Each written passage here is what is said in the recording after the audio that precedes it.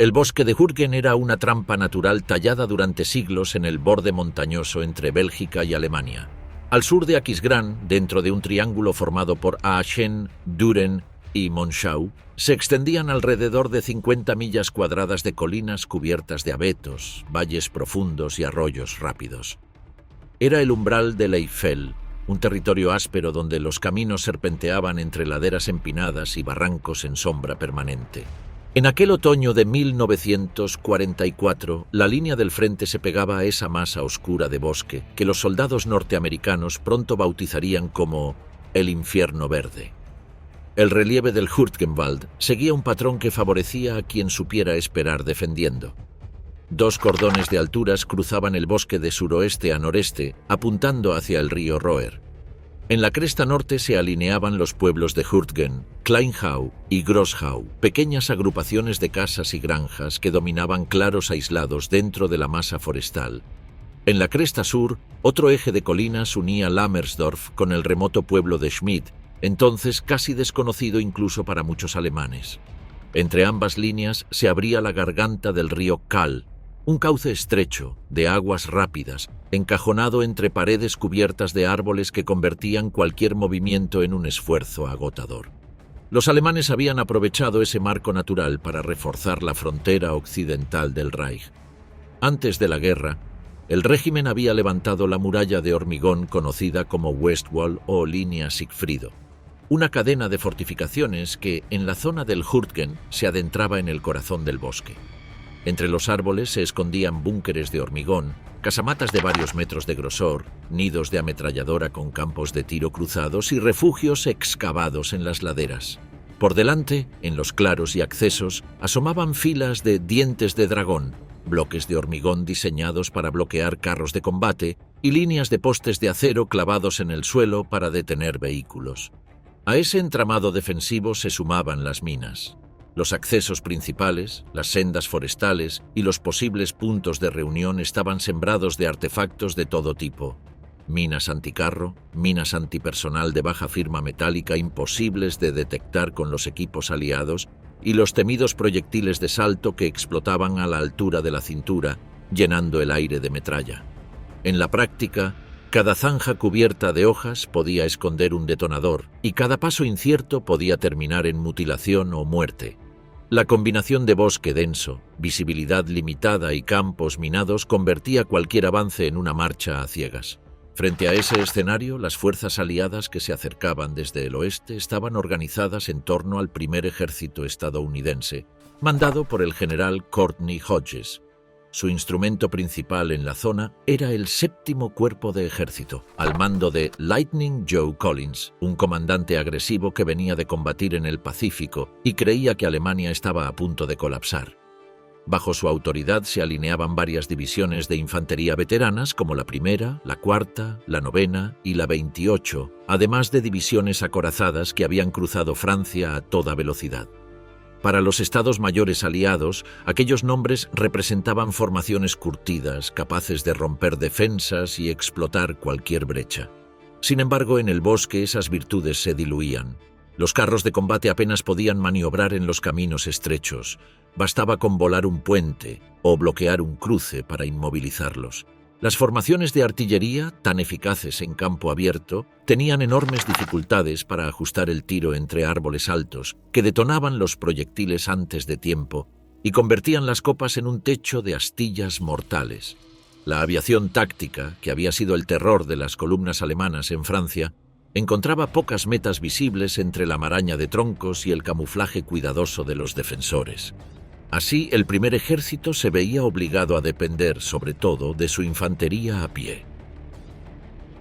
En el lado alemán, la responsabilidad de defender el sector del Hürtgen recaía en el 7º Ejército, subordinado al mando de von Rundstedt en el frente occidental.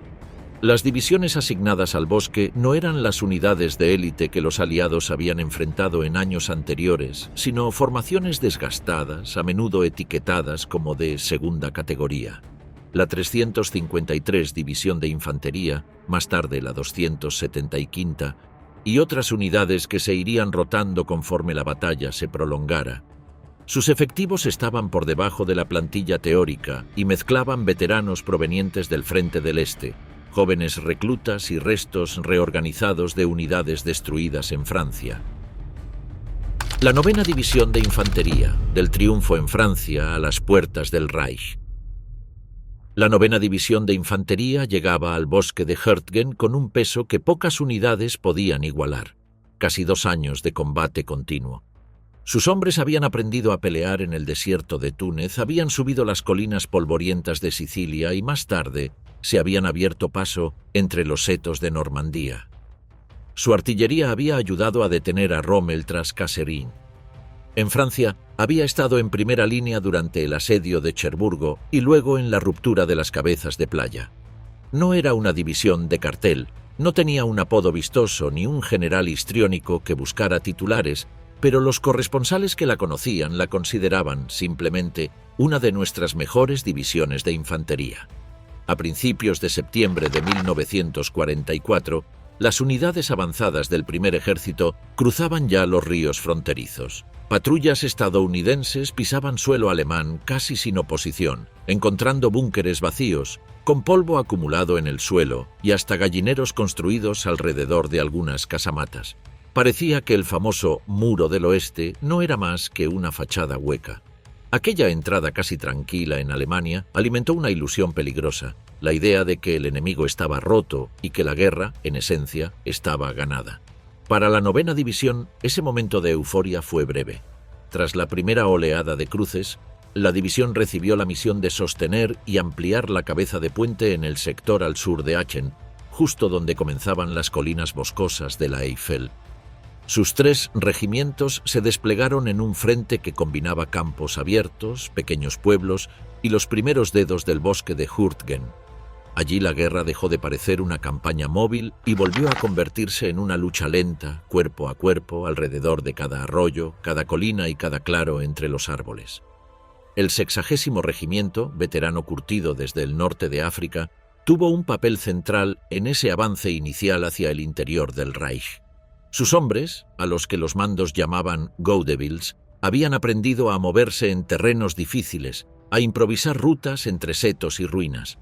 Ahora debían hacerlo frente a un enemigo que después de la retirada caótica por Francia empezaba a reagruparse detrás de las fortificaciones del West Wall. Los ingenieros estadounidenses abrían brechas en los campos minados, las patrullas se deslizaban entre los búnkeres probando la reacción alemana.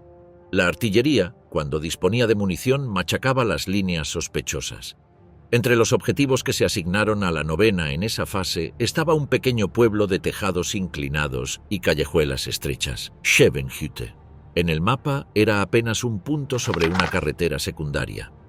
En la realidad, controlaba una serie de alturas y caminos forestales que se internaban hacia el este, en dirección a Stolberg y al borde norte del bosque de Hurtgen. Tomarlo significaba clavar una primera cuña dentro del sistema defensivo alemán, más allá de las posiciones de frontera.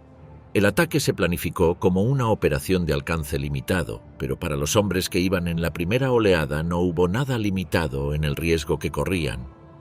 Avanzaron bajo una lluvia intermitente, con el barro pegándose a las botas y el equipo, cruzando prados saturados de minas y alambradas.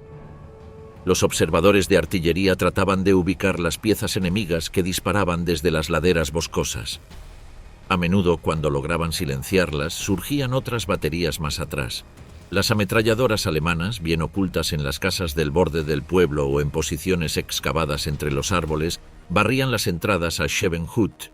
Las compañías del 60º y elementos del 39º fueron abriéndose paso casa por casa, zanja por zanja. Las explosiones levantaban cascadas de tejas y vigas, los muros se derrumbaban sobre los soldados, que usaban los propios escombros como cobertura para avanzar unos metros más. En más de un cruce, los pelotones tuvieron que arrastrarse literalmente bajo el fuego, buscando puntos muertos en la observación enemiga. Los médicos trabajaban al límite, arrastrando heridos desde los campos minados o entrando en edificios a medio derrumbar para sacar a quienes habían quedado atrapados. Cuando finalmente los estadounidenses aseguraron el centro del pueblo, descubrieron que el éxito tenía un precio ambiguo. Schevenhütte estaba en sus manos, pero el terreno que lo rodeaba seguía dominado por alturas en poder de los alemanes. Aún así, la orden fue clara. Había que mantener la posición. La 9ª División organizó rápidamente la defensa de Schevenhütte, utilizando sótanos como puestos de mando y de socorro, reforzando los muros con sacos, terreros y troncos, adaptando los graneros como nidos de ametralladoras. De noche, los ingenieros abrían nuevas trincheras y pasos entre casas para que las escuadras pudieran moverse sin exponerse en las calles. De día, la artillería alemana machacaba el pueblo. Los hombres aprendieron a distinguir por el sonido si el siguiente proyectil impactaría cerca o lejos, si debían tirarse al suelo o seguir corriendo. El saliente de Schevenhütte tuvo un efecto inmediato en la moral de ambos bandos. Para los estadounidenses era la prueba de que podían perforar el muro del oeste y sostenerse dentro de Alemania pese a la resistencia. Para los alemanes se convirtió en un recordatorio humillante de que el enemigo no solo había cruzado la frontera, sino que ahora ocupaba pueblos y alturas que hasta poco antes se consideraban parte intocable del sagrado suelo del Reich. El avance hacia Schmidt, Hürtgen y Kleinhau. Desde Schevenhütte, la 9ª División miraba hacia el este y veía en los mapas una ruta aparentemente lógica: cruzar el bosque de Hürtgen, ganar las alturas entre el pueblo del mismo nombre y Kleinhau, y desde allí abrir la puerta hacia Schmidt y la llanura del Roer. Sobre el papel era un movimiento de flanqueo para proteger el avance principal hacia Aachen. En el terreno era el comienzo de un callejón sin salida. El objetivo inmediato era la red de caminos que unía Schevenhütte con Hürtgen y, más allá, con Kleinhau. Ese trazado, que en un mapa parecía una simple ligazón de pueblos, en la realidad se convertía en una serie de gargantas estrechas donde la infantería debía avanzar a pie, con los tanques del Tercer Armored o de pequeños destacamentos blindados, asomándose apenas por las pistas de tierra. La madera húmeda absorbía el sonido. Los hombres sentían que cada paso los hundía más en una especie de pozo verde. A finales de septiembre, los regimientos de la 9ª se fueron relevando entre sí en la línea. Avanzaban 100, 200 metros, organizaban un nuevo punto de apoyo, y lo perdían al caer la noche cuando un contraataque alemán apoyado por morteros y una artillería precisa los obligaba a retroceder. En muchos tramos del frente no había una línea clara, solo grupos aislados de pelotones tratando de orientarse con brújulas que se volvían inútiles entre árboles idénticos. Los alemanes, pocos pero bien atrincherados, explotaban al máximo la ventaja del terreno.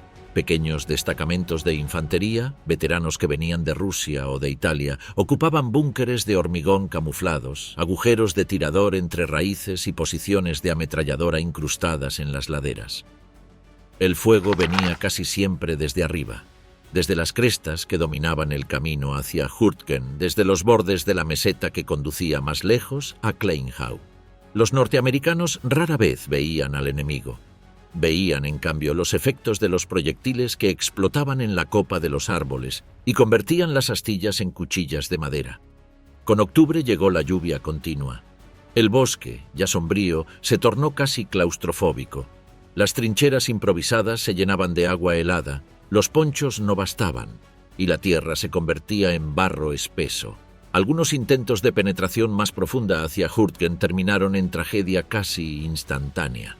Las compañías que rompían del bosque aún claro eran recibidas por ametralladoras cruzadas y observadores de artillería que llevaban días registrando aquel espacio vacío.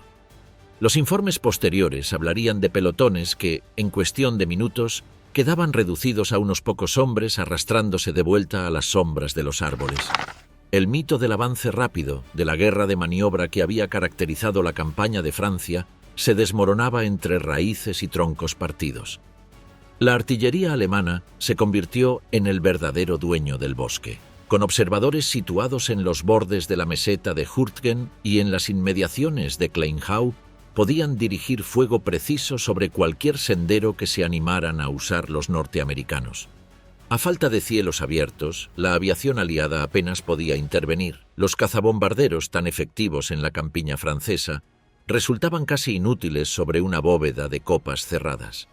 En medio de esa rutina letal, el nombre de Schmidt apareció cada vez con más frecuencia en las órdenes. Aunque todavía quedaba por delante el propio pueblo de Hürtgen y la cresta que lo unía con Kleinhau, los planificadores miraban más allá, hacia el altiplano boscoso donde se asentaba Schmidt, dominando los valles que llevaban a las presas del Roer. Para los soldados, Schmidt no era más que un punto en el mapa, pero empezaba a convertirse en la promesa de un objetivo definido que diera sentido a tanto sacrificio. La captura de Schmidt, la fábrica de la muerte y la desintegración del 112º Regimiento, noviembre. El 2 de noviembre de 1944 amaneció sucio, frío y gris sobre el bosque de Hürtgen. La nieve vieja crujía bajo las botas y, bajo esa costra helada, seguían enterrados los cadáveres de la 9ª División que nadie había tenido tiempo de recoger. Para los hombres de la 28ª División de Pensilvania, que llegaban como relevo, ese paisaje era un aviso de lo que les esperaba. El nuevo objetivo era claro y ambicioso: cruzar el valle del Kal, capturar Schmidt y aferrarse a la meseta, cerrando la puerta del Reich por el sur. A las 8 en punto, el silencio del bosque se rompió con un rugido que recordaba a 1918. 12.000 proyectiles cayeron sobre las posiciones alemanas. Un bombardeo masivo de artillería que levantó columnas de tierra, astillas de pino y acero retorcido. Tras el fuego preparatorio, el 2º batallón del 112º Regimiento avanzó desde Hermeter y logró tomar Vossenack, donde comenzó a cavar apresuradamente bajo la mirada de los observadores alemanes en las alturas de Brandenberg, Bergstein, Kommerscheid y Schmidt. El camino hacia el objetivo principal parecía abierto. Mientras tanto, el 3er batallón del 112º se preparaba para la parte más complicada del plan: cruzar la profunda garganta del Kal por una senda forestal angosta y empinada, apenas digna de llamarse camino. Por allí debían pasar hombres, mulas, jeeps, transportes oruga y cañones antitanque. Muy pronto, el Kal Trail se convirtió en una trampa: vehículos que resbalaban hacia el barranco, orugas que patinaban en el barro, camillas alineadas en la cuneta esperando ser evacuadas. Cada metro ganado costaba tiempo y vidas, pero el plan seguía en pie: tomar Schmidt, sostenerla y convertirla en una cabeza de puente hacia los embalses del Roer, aunque la mayoría de los oficiales de regimiento ni siquiera había oído hablar de esos diques. En la madrugada del 3 de noviembre, las avanzadas del 3er batallón lograron abrirse paso hasta Kommerscheid y más allá hacia Schmidt. Los alemanes, sorprendidos por el eje de avance, ofrecieron resistencia dispersa. Schmidt no era una gran ciudad, apenas un pueblo de tejados bajos y calles estrechas, pero dominaba la cresta sureste y controlaba los caminos de acceso. Para los mandos estadounidenses era la llave de la meseta. Cuando los hombres de la 112ª entraron por fin en el caserío, entre casas dañadas y postes derribados, la sensación inicial fue de victoria. Por primera vez desde septiembre, los estadounidenses estaban firmemente al este del Kal, pero el éxito era frágil. La artillería pesada había quedado atrás en la zona de partida. Los cañones y los carros que intentaban cruzar la garganta del Kal quedaban atascados o eran blancos fáciles de la observación alemana. En Schmidt, el 3er batallón se encontró prácticamente aislado, con pocas armas antitanque, munición limitada y comunicaciones intermitentes. Los hombres estaban extenuados tras días de marcha y combate entre árboles astillados. La posición parecía un triunfo, pero en realidad era una saliente vulnerable que se adentraba demasiado en el dispositivo enemigo. Al amanecer del día siguiente, la ilusión terminó. Primero llegaron los obuses. Los alemanes comenzaron a caminar su fuego por todo el pueblo, desde los bordes hasta el centro, destruyendo posiciones una a una, derribando techos, convirtiendo sótanos en trampas. Bajo ese telón de fuego se escuchó un sonido que muchos reconocieron con terror: el chirrido metálico de orugas y el rumor grave de motores blindados aproximándose. El contraataque que todos temían había comenzado. Una docena de carros, en su mayoría Panzer IV, y alrededor de 150 infantes irrumpieron entre la niebla, avanzando con seguridad inquietante. El teniente coronel Flott, al mando del 3er batallón, reclamó apoyo de artillería, pero las baterías estaban mal coordinadas, bajo fuego o sin comunicación clara. El bombardeo amigo no llegó. Los zapadores habían sembrado minas, pero muchos carros rodaron sobre ellas sin explotar, o sin sufrir daños decisivos. Las bazucas de la infantería golpeaban los blindajes sin penetrarlos, proyectiles que rebotaban como pelotas incandescentes sobre planchas de acero. En la compañía K, la visión de los carros acercándose rompió los nervios de muchos. Un pelotón entero empezó a retroceder sin órdenes. Flood y sus oficiales intentaron detener la marea de hombres que se disolvían entre casas en ruinas y huertos destrozados, pero el pánico era más fuerte que la disciplina. Algunos abandonaron incluso a compañeros heridos que suplicaban desde las cunetas. Otros, desorientados, huyeron hacia el bosque y cayeron en manos de patrullas alemanas que cerraban lentamente el cerco alrededor del pueblo. Desde el puesto de mando del regimiento, el coronel Carl L. Peterson transmitía a la división noticias cada vez peores. Llevaba décadas con el 112º y conocía a muchos de sus hombres por nombre. Ahora veía cómo el cuadro completo se deshacía delante de él. El general Norman Cota, en el cuartel de la 28ª, escuchaba mensajes confusos. ¿Era una compañía que se retiraba o todo el batallón? Envió a un oficial, el coronel Lockett, para comprobar la situación en Schmidt. Este nunca llegó, su jeep fue emboscado y Lockett terminó prisionero. En pocas horas, la cadena de mando se llenó de huecos, capturados o aislados en la otra orilla del Kal. Los hombres que escapaban de Schmidt comenzaron a llegar a Commerscheid con la mirada perdida y los uniformes cubiertos de barro y sangre. Oficiales y suboficiales trataban de detenerlos a golpes, a gritos, incluso encañonándolos con pistolas reglamentarias.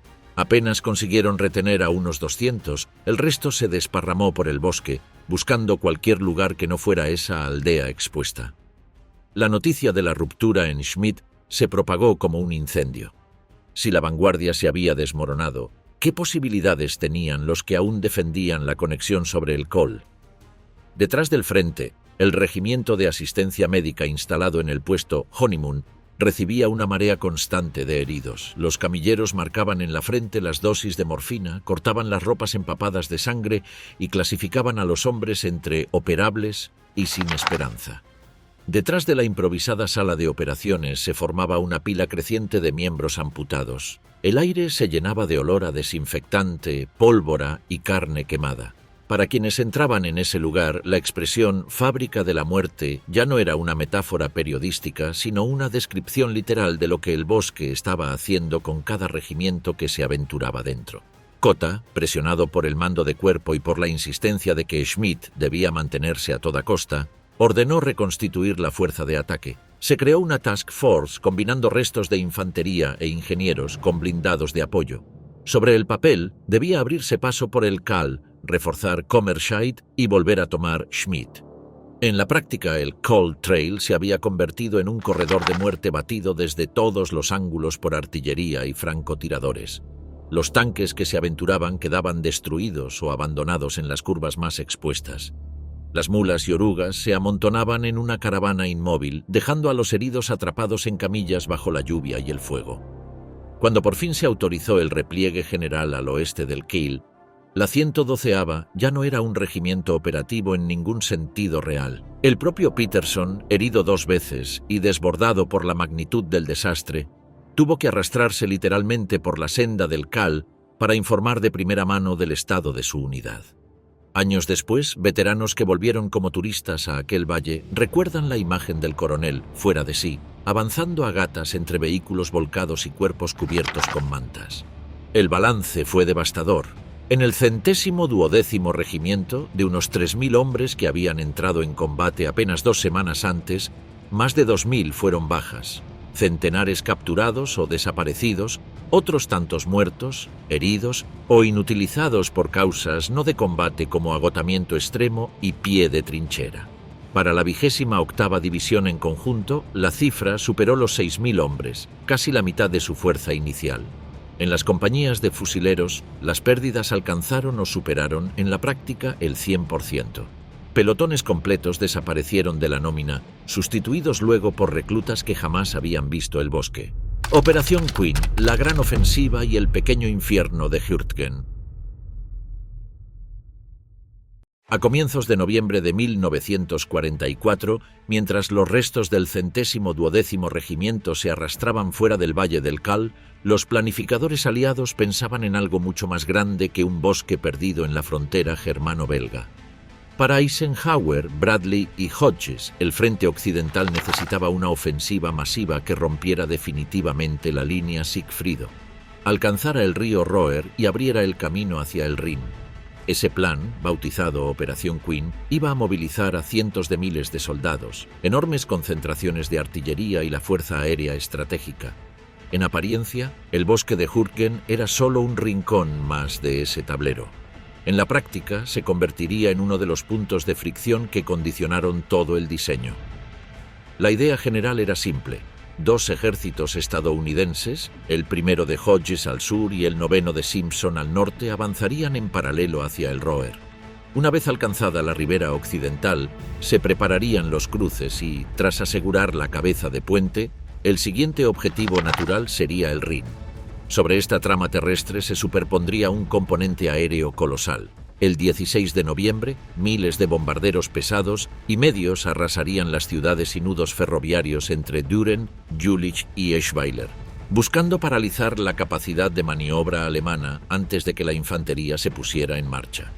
Pero en el mapa había un detalle incómodo. El Roer no era un río normal. En su curso alto, hacia el sur y el este del bosque de Hürtgen, una serie de presas almacenaban millones de metros cúbicos de agua. Varios ingenieros del 19 Cuerpo ya habían advertido por escrito que, si los alemanes abrían las compuertas o volaban los diques, podían inundar el valle hasta convertirlo en un lago de más de 1 kilómetro de ancho, inutilizando durante semanas cualquier intento de cruce y obligando a los aliados a concentrar todos sus vehículos por unas pocas carreteras elevadas. Así, el lugar que ocuparía Hürtgen dentro de Operación Queen se definió de manera indirecta. El esfuerzo principal del primer ejército recaería sobre el 7º Cuerpo de Lightning Joe Collins, que debía avanzar al norte de Aachen en terreno más abierto, apoyado por blindados y aviación táctica. El 5º Cuerpo, que cubría el sector del bosque, recibía una tarea aparentemente secundaria: proteger el flanco derecho del avance, limpiar las alturas boscosas desde donde la artillería alemana podía observar y batir las rutas de suministro hacia el Roer, y, si era posible, seguir empujando hasta aproximarse a las presas. Ese, si era posible, se convertiría en una trampa. Para que el 9º ejército de Simpson pudiera lanzar su propia parte de la ofensiva y, posteriormente, cruzar el Roer, era imprescindible que el enemigo no controlara a voluntad el caudal del río. Eso significaba, en la práctica, neutralizar los embalses o al menos impedir que los alemanes los usaran como arma. El único camino terrestre hacia esas presas pasaba por la meseta de Schmidt y los pueblos que la rodeaban, y el único acceso razonable a esa meseta, desde el sector de Hodges, atravesaba el bosque de Hürtgen. La derrota de la 28ª División en Schmidt no alteró sustancialmente la lógica del plan. La versión oficial siguió hablando de la necesidad de asegurar el ala derecha y dominar las salientes boscosas, formulaciones que maquillaban una realidad simple. Se había empeñado una división de infantería en una zona que no ofrecía ventajas tácticas a la superioridad material estadounidense. Aún así, cuando se diseñó Operación Queen, nadie propuso seriamente abandonar el bosque, sellarlo desde el aire y el borde del mismo, y buscar rutas alternativas hacia las presas. El prestigio de la cadena de mando y la lógica de no retroceder pesaron más que el análisis frío del terreno. Del lado alemán, el bosque y las presas formaban parte de un mismo sistema defensivo. El grupo de ejércitos B de Model sabía que no podía detener a los aliados en campo abierto indefinidamente, pero podía ganar tiempo si obligaba a la infantería estadounidense a luchar en espacios donde sus tanques y su aviación fueran casi inútiles. Las divisiones Volksgrenadier, reforzadas con restos de unidades agotadas en Rusia y Francia, se atrincheraron en las crestas, cubriendo los accesos a Schmidt y vigilando el valle del Roer. Desde su perspectiva, cada día que se retrasara el cruce del río era un día más para reorganizar reservas, reforzar la línea Siegfriedo y preparar la contraofensiva que Hitler planeaba en las Ardenas. El 16 de noviembre, cuando las primeras olas de bombarderos pesados cubrieron de humo y polvo el horizonte sobre Düren y Jülich, el bosque de Hürtgen apenas notó la diferencia.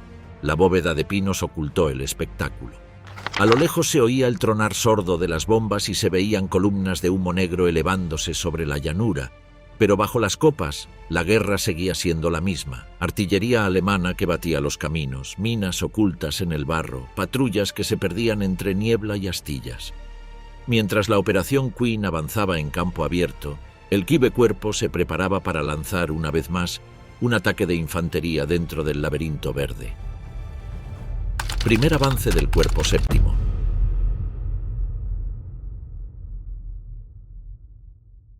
El avance del Séptimo Cuerpo se había convertido en la gran apuesta de Hodges para abrirse paso hacia el Rin. El desastre de la 9ª y la 28ª División en el interior del bosque obligaba a cambiar de enfoque. Ahora la presión principal debía venir desde el norte, con divisiones veteranas y mejor equipadas, mientras la 4ª seguía aferrada al Hürtgen para proteger el flanco. A partir del 16 de noviembre, cuando arrancó la ofensiva general, la responsabilidad del avance recayó sobre 4 piezas distintas del mismo engranaje: la 1ª División de Infantería, la 4ª División de Infantería, la 104ª División Timberwolves y el CCR de la 5ª División Acorazada. La Big Red One abría el camino en el sector central de Collins. Era una unidad dura, veterana de África y Normandía, acostumbrada a deshacer defensas alemanas pueblo a pueblo. Frente a ella, sin embargo, no había ya el bocage francés, sino una mezcla incómoda de aldeas industriales, colinas arboladas y los primeros pliegues de la meseta que conducía al río Roer. Las posiciones alemanas en torno a Eschweiler, Langerwehe y los pueblos al borde de la llanura estaban reforzadas con búnkeres del Westwall, campos de minas y artillería bien servida desde cotas boscosas. El 16 de noviembre, tras un bombardeo aéreo y de artillería que prometía más de lo que realmente destruyó, los regimientos de la 1ª avanzaron sobre un terreno convertido en mezcla de barro, ruinas y cráteres. Los informes hablaban de progresos medidos en casas y patios, no en kilómetros. Cada calle tomada significaba limpiar sótanos, reducir nidos de ametralladoras en edificios de hormigón y soportar fuego de contrabatería que llegaba desde el interior del Hürtgen. El contacto con el bosque era constante. Incluso luchando en pueblos y carreteras, los hombres de la Big Red One sentían a la derecha la sombra oscura de la arboleda, desde donde caían obuses que estallaban en la copa de los árboles y se desparramaban en lluvia de metralla. Más al norte, la 104ª División de Infantería, los Timberwolves de Terry Allen, entraba en su primera gran prueba en el frente alemán. Allen no era un desconocido en la 1ª División. Había mandado a muchos de los hombres que ahora combatían bajo Huebner y traía al Séptimo Cuerpo una formación fogueada en Holanda y célebre por sus ataques nocturnos. En noviembre su sector se extendía por la franja industrial al norte de Aachen, una zona de fábricas, minas y vías férreas que los alemanes defendían con tenacidad.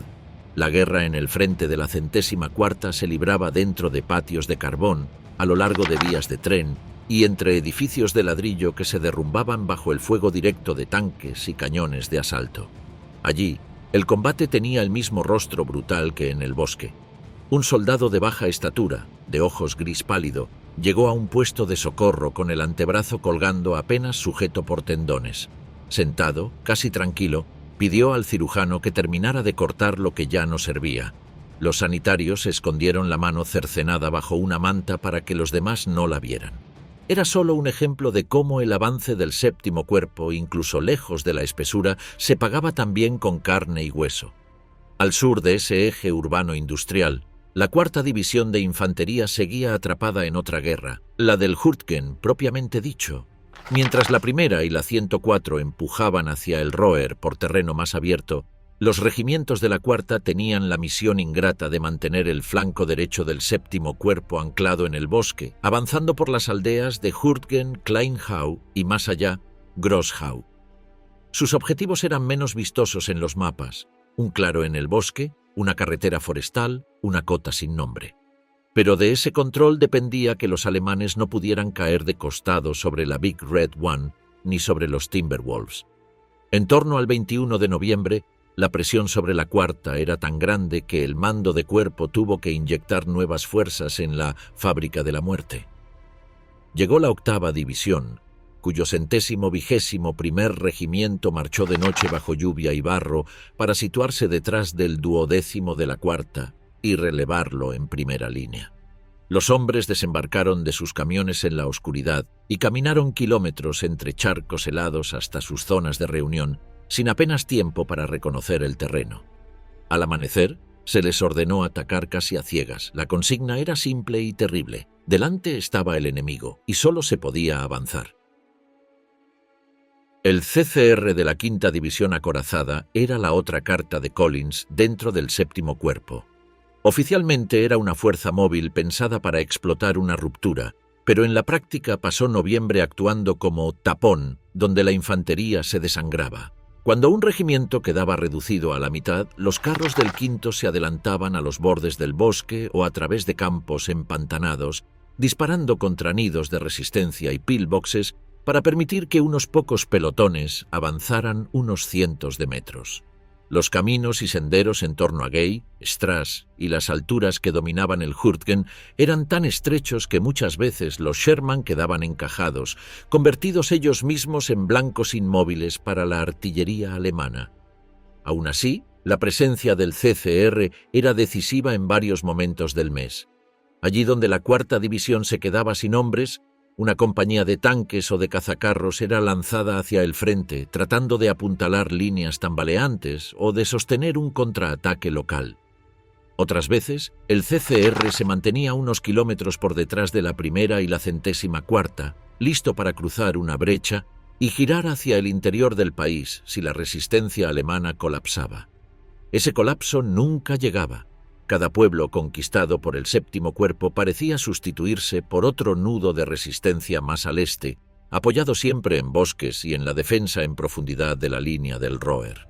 A finales de noviembre, el mapa mostraba progresos. La Big Red One había empujado la línea alemana más allá de varios pueblos clave. La 104ª consolidaba la zona industrial al norte y la 4ª, reforzada, se aferraba a los claros conquistados en el Hurtgen. Pero detrás de esos trazos sobre el papel se escondía un desgaste que empezaba a ser insoportable. Algunas compañías de fusileros tenían la mitad de sus efectivos originales. Los reemplazos llegaban directos desde Estados Unidos sin experiencia de combate y caían en sus primeras jornadas en el bosque o entre ruinas. Contraataque y bombardeo alemán. Cuando el avance del 7º Cuerpo parecía haber abierto por fin una brecha hacia el este del bosque, el mando alemán respondió con el único recurso que todavía podía equilibrar la balanza: fuego concentrado. A finales de noviembre, mientras las divisiones norteamericanas reorganizaban sus líneas en torno a Grossau, Gay y los claros ganados a un costo enorme, los observadores alemanes fueron corrigiendo sus mapas de tiro desde las crestas que dominaban el bosque. Era el momento de la artillería. El bosque amplificaba la violencia de cada impacto. Los proyectiles no explotaban en el suelo, sino en las copas de los pinos, multiplicando la metralla en una lluvia horizontal de astillas y acero. Los hombres aprendieron a temer tanto los troncos como los obuses. Un árbol cercano podía convertirse en una granada gigantesca. Las primeras salvas cayeron sobre los puestos de mando avanzados de la 4ª División de Infantería, donde los oficiales intentaban reorganizar sus diezmados regimientos tras las luchas por Grossau. Radios destrozadas, teléfonos cortados y mensajeros abatidos en los caminos convertían cada orden en una cadena rota. El efecto principal del bombardeo no era destruir posiciones, sino desarticular la capacidad de mando. Conforme se replegaban a pequeñas bolsas de resistencia entre los árboles, las compañías norteamericanas descubrieron que el fuego alemán seguía exactamente sus movimientos. El enemigo había aprendido a leer los patrones de avance. Cada vez que se abría un claro para emplazar morteros, cada vez que los bulldozers trataban de ensanchar un camino, los observadores de artillería, ocultos en ruinas de granjas o búnkeres camuflados, comunicaban sus coordenadas. Los Nebelwerfer, con su aullido inconfundible, añadían un componente psicológico devastador. Los soldados hablaban de órganos del diablo, cohetes que no solo mataban, sino que anunciaban la muerte con un grito prolongado e imposible de ignorar. Tras las barreras de fuego llegaban los contraataques. No eran grandes ofensivas en masa, sino golpes precisos contra unidades aisladas que habían avanzado demasiado. A comienzos de diciembre, pequeños grupos de granaderos y paracaidistas alemanes comenzaron a infiltrarse entre las líneas de la primera división de infantería, buscando los puntos de contacto entre batallones. Al amparo de la niebla y del humo de los árboles incendiados, se aproximaban hasta distancia de granada, disparaban ráfagas cortas de ametralladora y desaparecían antes de que la artillería estadounidense pudiera reaccionar. El bosque, con su visibilidad reducida y su maraña de troncos, era el escenario ideal para estas irrupciones. En las afueras de Hay, las compañías de la 104ª División de Infantería descubrieron que cada caserío capturado se convertía inmediatamente en blanco prioritario. Las casas de piedra que parecían refugios seguros se derrumbaban tras minutos de cañoneo y los sótanos se llenaban de humo y polvo hasta volver irrespirable el aire. Los zapadores intentaban improvisar refugios en la tierra húmeda, pero los niveles freáticos altos inundaban los huecos. Dormir seco era un lujo raro. En ese entorno, los contraataques alemanes no necesitaban grandes números. Bastaba un pelotón decidido, apoyado por un par de cañones de asalto o un Panzer aislado, para obligar a una compañía agotada a retroceder algunos cientos de metros.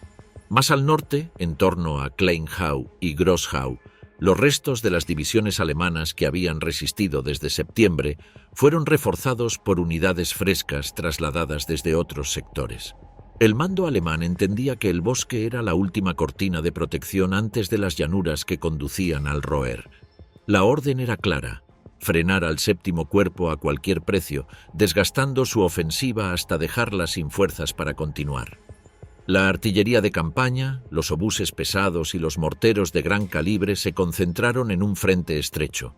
A cada intento estadounidense de abrir una nueva brecha le seguía un repunte inmediato de fuego, como si el bosque mismo respondiera con un rugido. La logística estadounidense se convirtió en otro objetivo. Los caminos que subían desde las zonas traseras hacia los pueblos en ruinas eran estrechos, embarrados y fácilmente localizables. Camiones de munición, ambulancias y jeeps de mando fueron cayendo uno tras otro bajo las descargas de la artillería alemana. Los conductores aprendieron a acelerar en ciertos tramos donde, casi con puntualidad, comenzaban los impactos. Un retraso de segundos podía significar quedar atrapado en una emboscada de obuses. La evacuación de heridos, ya complicada por el terreno, se hizo casi imposible cuando las rutas de regreso quedaban barridas por el fuego enemigo durante horas enteras. La respuesta norteamericana consistió en multiplicar también sus propios fuegos. Las baterías de artillería del séptimo cuerpo trabajaban casi sin descanso, disparando contra coordenadas que a menudo ya no correspondían a posiciones alemanas, porque el enemigo cambiaba constantemente de emplazamiento. El duelo artillero, sin embargo, favorecía al defensor. Los observadores alemanes, bien situados en los bordes del bosque y en las alturas que controlaban las carreteras y los claros, podían ver más y mejor. Los estadounidenses, enterrados en la espesura, apenas distinguían sombras entre los troncos. El resultado era un desgaste constante, una erosión de hombres, material y moral que hacía cada día más difícil reanudar la ofensiva. En este contexto de fuego cruzado se produjo uno de los episodios más simbólicos del periodo: la lucha por las alturas dominantes al este del bosque, colinas que controlaban visualmente tanto los pueblos como las rutas de aproximación. Para apoderarse de ellas se emplearon unidades de élite, como los Rangers, que avanzaron por pendientes embarradas bajo un vendaval de granadas y morteros. Cada metro ganado exigía limpiar trincheras, nidos de ametralladora y refugios excavados en la roca. Cuando por fin lograban alcanzar la cresta, se encontraban con que la posición quedaba inmediatamente aislada por un nuevo círculo de fuego alemán. Mantener la cima resultaba casi tan costoso como conquistarla. El clima completó el cuadro de desastre. Lluvia helada, niebla espesa y los primeros temporales de nieve transformaron el bosque en una trampa de barro y hielo. Los hombres pasaban días enteros empapados, con los pies hinchados dentro de las botas, mientras los médicos advertían del aumento alarmante de casos de pie de trinchera. El bombardeo alemán aprovechaba estas condiciones. Cuando la niebla se cerraba, las tropas de línea no podían ver la procedencia de los fogonazos, solo percibían el silbido creciente de los proyectiles hasta el momento del impacto. La sensación de indefensión aumentaba la tensión nerviosa. Muchos soldados temblaban constantemente, incluso cuando no hacía frío. Mientras tanto, en el bando alemán, las órdenes eran claras: aguantar. El mando de la Séptima Armée veía en el Hurtgen un lugar donde el enemigo estaba dispuesto a seguir sangrando por decisión propia. Cada día que el séptimo cuerpo permanecía atrapado en la maraña de árboles y cráteres era un día más para reorganizar reservas en la retaguardia, un día más para preparar operaciones en otros sectores del frente. Consciente o no de ese cálculo, la artillería alemana siguió martillando el bosque con una disciplina implacable, convirtiendo los claros ganados por el enemigo en cementerios improvisados. Al llegar diciembre, el panorama era el de un frente que no avanzaba, pero que seguía consumiendo hombres y munición a un ritmo insoportable.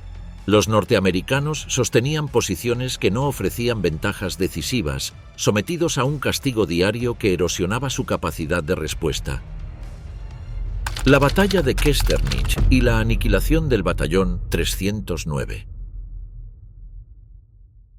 A mediados de diciembre de 1944, la 78ª División de Infantería, recién llegada de Estados Unidos y todavía verde, entraba por primera vez en combate en el frente del Hurtgen. Tras 2 años y medio de entrenamiento, su bautismo de fuego no sería un sector tranquilo, sino uno de los objetivos más duros de toda la campaña. La meseta que conducía a Schmidt y en el centro de ese dispositivo el pequeño pueblo de Kesternitz. En apariencia era solo un caserío de casas de piedra y calles estrechas, pero dominaba las rutas hacia el lago y los diques del Roer. Si caía Kesternitz, el camino a Schmidt quedaba abierto. Si resistía el avance del Lumbecuerpo, seguiría atascado en la misma trampa de siempre. Dentro de la 78ª, el 309º Regimiento recibía una de las misiones más delicadas. Sus batallones debían avanzar desde la línea de partida en la nieve profunda, cruzar campos minados y líneas de pillboxes para apoderarse primero de los cuarteles y posiciones avanzadas alemanas y después del propio Kesternitz. La división llegaba ya lastrada por problemas de origen, había sido vaciada de veteranos para alimentar a otras unidades y rellenada con reemplazos muy jóvenes, mandados por oficiales que tenían poca o ninguna experiencia real de combate. Sobre el papel era una división entrenada. En la práctica era una gran unidad novata lanzada sin transición al peor rincón del frente.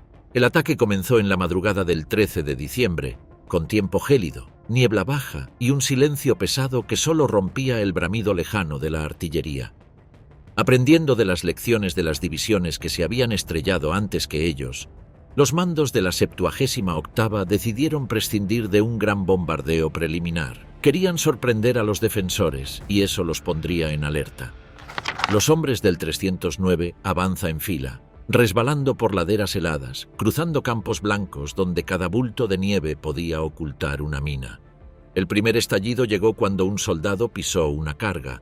Las luces breves de la explosión iluminaron cascos tensos y rostros muy jóvenes. El instinto fue detenerse. Los sargentos, a gritos, los empujaron hacia adelante. Pese a las bajas iniciales, el avance logró filtrarse entre varios puestos alemanes. En la penumbra, patrullas del 309 rodearon pillboxes, capturaron puestos de escucha y, al amanecer, irrumpieron en unos barracones donde sorprendieron a los defensores desayunando. Fue un momento de euforia. Por una vez parecía que el plan funcionaba, que la infantería podía abrirse camino sin quedar masacrada a campo abierto. Desde la retaguardia, los mandos de regimiento informaban que el objetivo intermedio estaba en sus manos y pedían autorizaciones para seguir avanzando. Ahí comenzó la cadena de decisiones que acabaría con la aniquilación del batallón. El plan original preveía que el 309 se detuviera en los barracones, consolidara la posición y dejara que el 310 lo rebasara rumbo a Schmidt. Sin embargo, la presión por aprovechar el éxito y la obsesión con los diques del Roer pesaron más. El mando de cuerpo insistió. El 309 debía seguir adelante todo lo que pudiera, incluso sin apoyo de carros ni armas pesadas, que no podían llegar mientras las carreteras siguieran bloqueadas. La infantería, una vez más, debía hacer sola el trabajo. El segundo batallón del 309 recibió la orden de seguir avanzando hacia Kešternich. Sus compañías cruzaron la nieve, agotadas, con las botas empapadas y los calcetines helados pegados a la piel. No había tiempo para reconocer el terreno con calma ni para abrir vías alternativas. Los senderos estaban batidos por la artillería y flanqueados por casas que los alemanes habían reforzado como pequeños búnkeres. Aún así, a costa de combates casa por casa, de granadas lanzadas por las ventanas y ráfagas de M1 en escaleras estrechas, los soldados estadounidenses fueron mordiendo trozos del pueblo. Al caer la noche, Kešternich parecía, oficialmente, en manos americanas. En realidad, el segundo batallón estaba extendido y mal conectado, ocupando unas manzanas centrales mientras los alemanes conservaban posiciones fuertes en las afueras y en los sótanos de varias casas.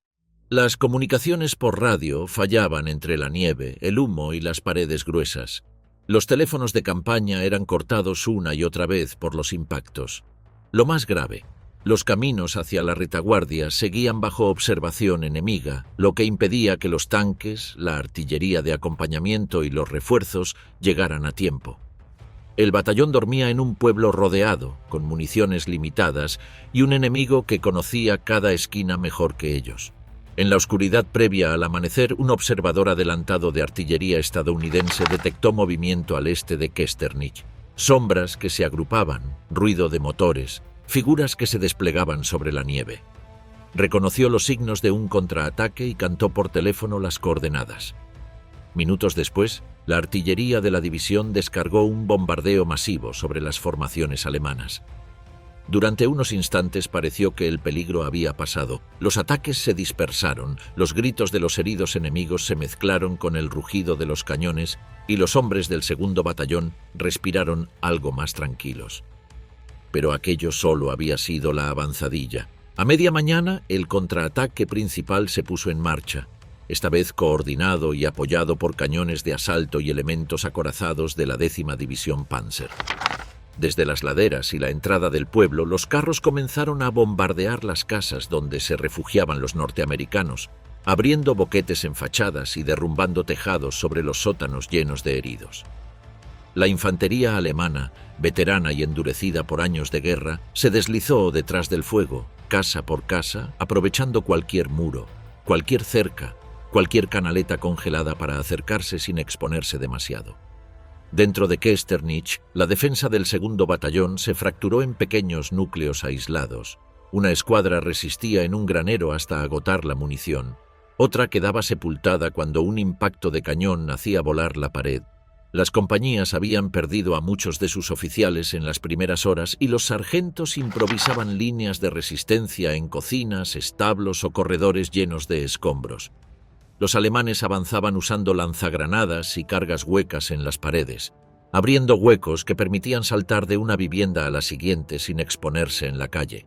La presión aumentó cuando los Panzers consiguieron situarse en los flancos del pueblo y empezar a disparar por las calles a lo largo, barriendo cualquier intento de movimiento. Bajo ese fuego cruzado, las reservas de munición del segundo batallón empezaron a agotarse. Los intentos de enviar municiones desde la retaguardia se estrellaban contra la artillería enemiga que batía sin descanso los accesos. Algunos mensajeros simplemente desaparecían en la nieve, otros llegaban medio congelados, sin haber conseguido avanzar más que unos pocos cientos de metros. Al mediodía, partes del batallón estaban ya reducidas a intercambiar granadas y disparos sueltos. Otras, simplemente, se quedaban en silencio, suprimidas o destruidas. El comandante del segundo batallón vio cómo su perímetro se encogía manzana a manzana, cómo los alemanes rebosaban las posiciones por las que no podía cubrirse. No había radio fiable, no había artillería de apoyo capaz de disparar sin arrasar a los suyos, no había tanques. Quedaban hombres dispersos, heridos amontonados en sótanos y un puñado de oficiales intentando sostener lo imposible. Cuando los carros y la infantería alemana irrumpieron en el último núcleo de resistencia en torno al puesto de mando improvisado, la situación era insostenible.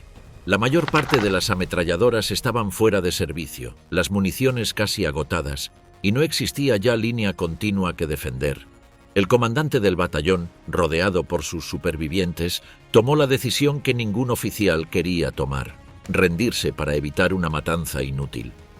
Él y lo que quedaba de sus compañías fueron hechos prisioneros y conducidos hacia la retaguardia alemana a través de un pueblo que ardía por todas partes. Kešternich volvió a manos del enemigo. El segundo batallón del 309 había dejado de existir como unidad de combate.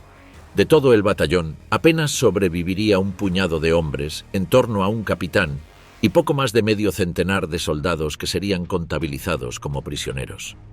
El resto yacía muerto entre los escombros, estaba disperso como heridos en la nieve o había sido capturado en grupos pequeños a medida que sus posiciones caían. En términos prácticos, el batallón había sido aniquilado. Fuera del pueblo, el mando intentó una reacción inmediata. Restos del tercer batallón del 309 y una fuerza improvisada del 310. Conductores sin vehículo, cocineros, personal de oficinas y hombres de armas pesadas reconvertidos en fusileros, fueron lanzados a la carrera hacia Kešternich. Entraron en los bordes del pueblo, se pegaron a muros y cercas, llegaron a recuperar algunas casas en combates a quemarropa. Pero el enemigo, respaldado por blindados y firme en las posiciones centrales, los expulsó de nuevo con fuertes pérdidas. El contraataque no logró restaurar la situación, solo añadió más nombres a la lista de bajas. Al caer la tarde, Kešternich seguía ardiendo bajo la nieve, en manos alemanas. El intento de la 78ª División por abrirse camino hacia Schmidt se había detenido en seco. En unas pocas horas, un batallón completo del 309 había sido deshecho. La división, que apenas empezaba su historia en el frente europeo, cargaba ya con una herida profunda. Diciembre. Derrota americana y desvío de la atención hacia las Ardenas. Las últimas semanas del año encontraron a la 78ª División de Infantería tratando de consolidar su cabeza de puente en torno a Kešternich, clave para cualquier avance hacia Schmidt y el sistema de presas. El pueblo, reducido a un montón de cascarones de piedra, había cambiado de manos en combates casa por casa. Las compañías que lo defendían eran sombras de sí mismas, mezclas de veteranos exhaustos y reemplazos que apenas conocían los nombres de sus mandos. El terreno estaba congelado, los cadáveres medio cubiertos por la nieve y los caminos tan destrozados que los suministros llegaban tarde o no llegaban. En la madrugada de uno de esos últimos sábados de diciembre, un observador avanzado del 903 Batallón de Artillería divisó un movimiento oscuro en la penumbra. Informó por teléfono de un posible contraataque y dio unas coordenadas aproximadas. En cuestión de minutos, los artilleros de la división prepararon un fuego masivo, varios batallones disparando 5 salvas casi simultáneas. El bosque entero pareció levantarse del suelo cuando la andanada cayó sobre las tropas alemanas que avanzaban a tientas entre la nieve. Por un momento pareció que el aluvión de proyectiles bastaría para detenerlo todo. Gritos, siluetas que huían, el terreno cubierto de cuerpos inmóviles. Pero era solo el preludio. Hacia media mañana el ataque alemán se desató con toda su fuerza. Apoyada por cañones autopropulsados, la 10ª División Panzer, que en otros tiempos había tenido a Rommel como comandante, irrumpió sobre las posiciones adelgazadas de la 78. Se lanzó directamente sobre Kešternich, barriendo las trincheras, reduciendo nidos de ametralladora y envolviendo las casas que aún quedaban en pie. El comandante del segundo batallón del 309 Regimiento, con lo que quedaba de sus hombres, terminó rindiéndose. Fue hecho prisionero junto con la guarnición que todavía resistía. Cuando el fuego cesó, Kešternich estaba otra vez en manos alemanas y el batallón prácticamente había dejado de existir. El mando americano reaccionó con reflejos que ya eran habituales en Hurtgen: improvisar más infantería de donde fuera. El tercer batallón del 309 y una Task Force, formada con compañías del 310, fueron lanzados a un contraataque desesperado. No solo fusileros, choferes que habían perdido sus vehículos, cocineros, escribientes de oficina, especialistas de armas pesadas, cualquiera capaz de sostener un fusil M1 fue enviado hacia el pueblo en ruinas. Lograron entrar en Kešternich entre la nieve y el humo, cruzando calles convertidas en zanjas de escombros, pero la superioridad numérica y de fuego alemana los barrió de nuevo. El contraataque se deshizo en pequeños grupos que retrocedían o quedaban atrapados en sótanos y graneros. Para muchos, Kešternich fue el último nombre que escucharían en esta guerra.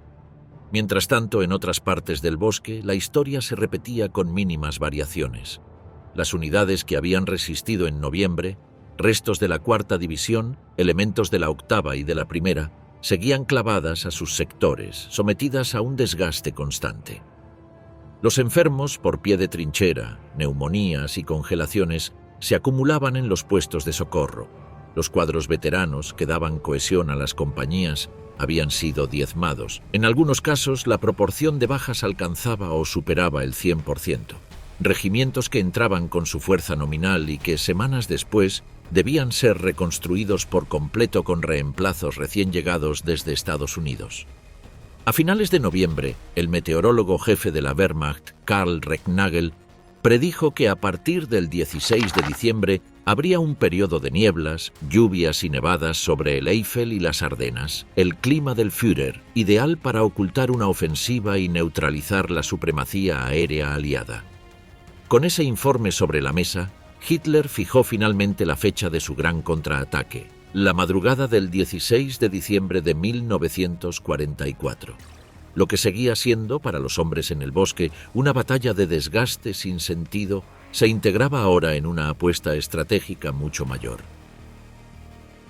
El choque no tardó en sentirse. Aquella mañana, mientras en la retaguardia se preparaba una comida especial para celebrar el nombramiento de Eisenhower como general de 5 estrellas, los observadores de artillería empezaron a informar de movimientos masivos y de concentraciones de fuego en sectores que hasta entonces habían estado relativamente tranquilos. El ataque alemán se extendió como un incendio a través del frente de las Ardenas, sorprendiendo a divisiones cansadas, unidades de descanso y centros logísticos desprevenidos. Para los hombres de Hurtgen, la primera impresión fue que se trataba de otro contraataque local, más intenso de lo habitual. Solo cuando los informes dijeron que los alemanes avanzaban hacia el oeste, adentrándose en Bélgica, quedó claro que algo mucho más grande se estaba desarrollando. La paradoja era brutal. En el mismo momento en que las tropas en Hurtgen seguían cayendo en emboscadas, pisando minas o muriendo bajo los árboles astillados, la atención mediática y política se alejaba definitivamente del bosque. La ofensiva alemana en las Ardenas acaparó los titulares, la preocupación de los mandos y más tarde la memoria colectiva. Hurtgen, en cambio, se desvanecía en los comunicados bajo fórmulas vagas como actividad limitada o combates locales, aunque en realidad la sangría continuaba.